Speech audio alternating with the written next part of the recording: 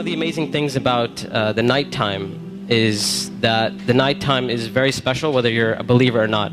One of the things that psychologists often discuss is that nights are usually considered a spiritual time. So they talk about how usually people are more willing to share and they're usually more in touch with their feelings and their emotions at night. And this is why you see when people go out on dates and stuff like that, when do they usually go out? During the day or at night?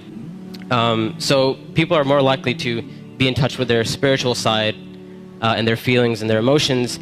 And what Islam does is that it takes advantage of this time. So while other people are busy doing other things, a believer takes that spiritual time and they take that emotional time and they devote it to their Lord. And one of the things that the scholars often talk about is that the night is a testimony of a person's love. So whatever a person loves, you'll see that they'll usually devote their night to that. So if a person's only concern in life is to have fun and party and maximize pleasure, they'll spend their night trying to do that. If a person's concern is their afterlife and their love for Allah, then they'll spend their night in concern about their akhirah. And they'll spend their night devoted to Allah Azza wa Jal. As Allah Azza wa Jal said, وَالَّذِينَ آمَنُوا أَشَدُّ حُبًّا لِلَّهِ. That those who believe, they're stronger in their love for Allah Azza wa Jal. It's no secret, it's no surprise that our ummah today, our nation today, is not doing too well.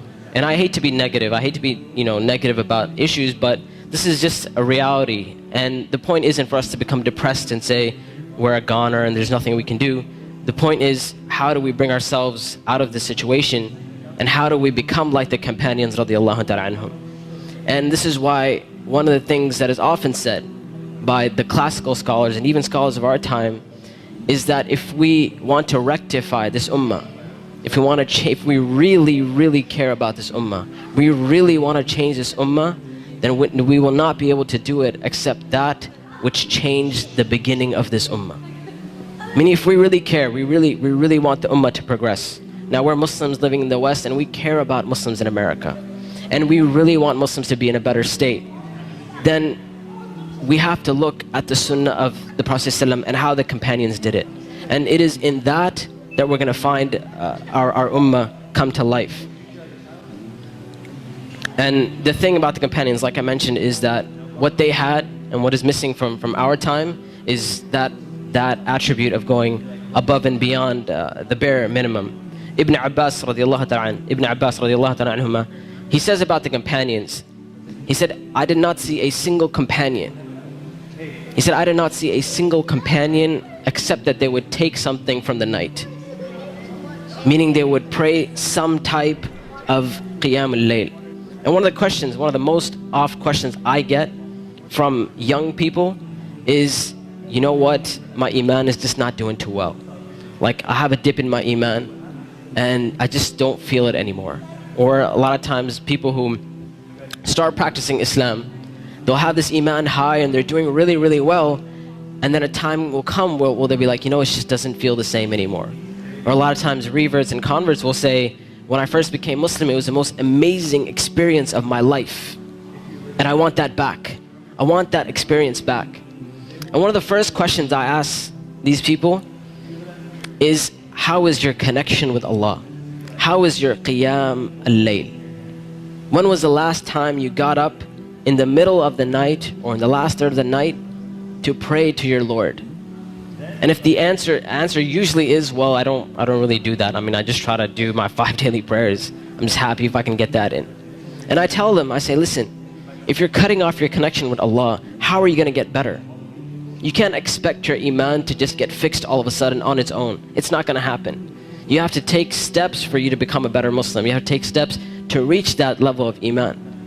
When it comes to qiyam al-layl, one of the advices I often give, and I give this advice because this was the advice given to me by my teachers, is if you want to pray qiyam al-layl, all you have to do is just try it.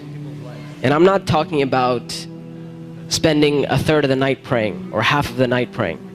I'm saying get up 10 minutes before Fajr.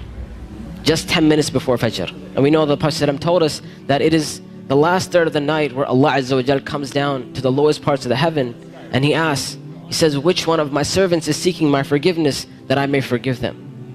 And which one of my servants is seeking my mercy that I may be merciful for them?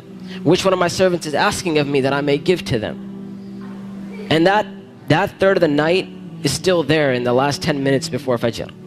So all I'm saying is wake up 10 minutes before Fajr. Not an hour, not 2 hours before Fajr, 10 minutes before Fajr.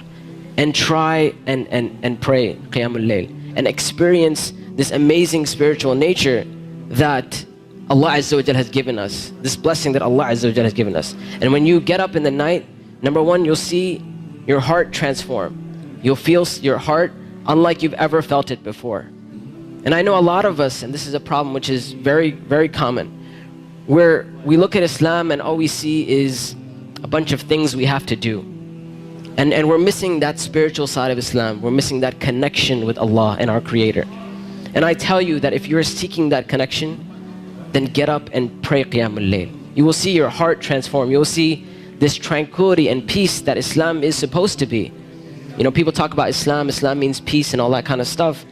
If you really want to experience that, get up in that last third of the night.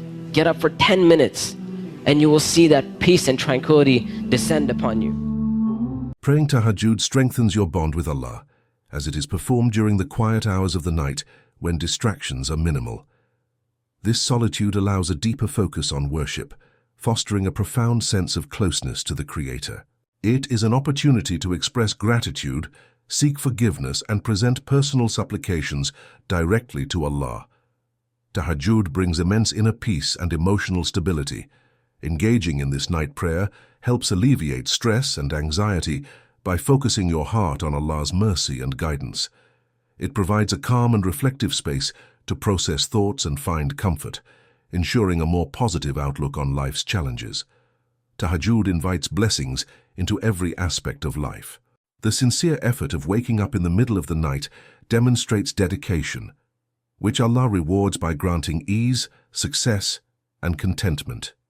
Many who practice Tahajjud find their prayers answered, their work more fruitful, and their lives more fulfilling.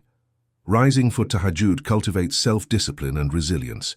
It requires breaking sleep for worship, which strengthens willpower and establishes a routine of prioritizing spiritual growth over physical comfort. This discipline not only enhances your relationship with Allah, but also positively impacts other areas of life, such as productivity and time management.